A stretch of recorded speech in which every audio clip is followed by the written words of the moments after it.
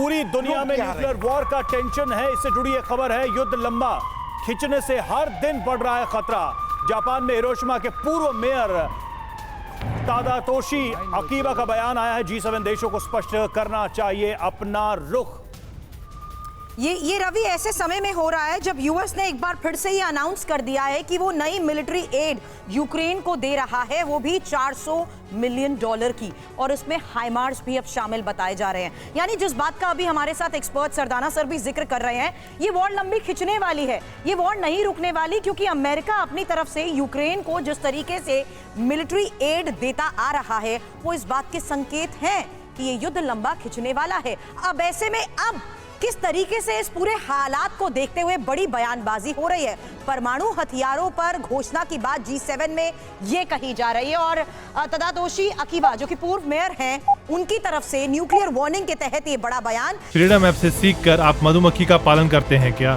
अगर ऐसा है तो आप अपने शहद को 1 करोड़ फ्रीडम ऐप के जो ग्राहक हैं उन्हें बिना किसी खर्चे के आप उसे बेच सकते हैं कि परमाणु हथियारों पर G7 अब घोषणा करे, no first use policy declare करने का ये वक्त है, और G7 को इसे डिक्लेयर करना चाहिए। हालांकि घोषणा के साथ पुतिन पर दबाव बढ़ाने की बात भी कही जा रही है, और साथ ही ये कि मई में G7 समिट में घोषणा पत्र भी इसको लेकर जारी कर देना चाहिए। हालांकि परमाणु खतरे को लेकर गंभीर होने की जरूरत युद्ध के इस हालात में सही भी है। अब हिरोशिमा में लोगों ने नर्क देखा है, अपना इतिहास याद दिला रहे हैं, अब दोबारा ऐसे हालात बनने से रोकना होगा। पूर्व मेयर, हिरोशिमा के पूर्व मेयर का युद्ध के इस हालात में राजन कोचर सर ये बयान लाजमी भी है। हालांकि भले ही इस बयानबाजी में सब एक दूसरे को अपना इतिहास याद दिलाते हैं, पुतिन याद दिलाते हैं अमेरिका को कि वो न्यूक्लियर थ्रेट की बात किस आधार पर करता है जब उसका खुद का इतिहास है। ऐसे में हिरोशिमा के पूर्व मेयर की G7 को देखते हुए ये बयान और इसको लेकर गंभीरता पर सवाल उठाना क्या सही नहीं है?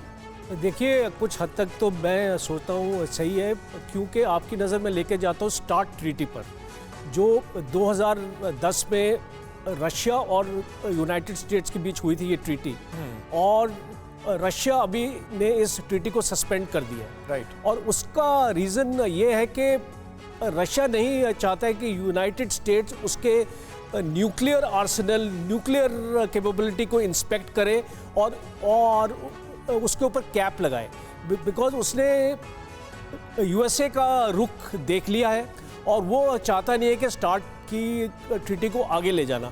और अब ये जो G7 की जो स्टेटमेंट आई है कि एक nuclear no first use, because वो जानते हैं कि रशिया ने विड्रॉ कर दिया स्टार्ट से।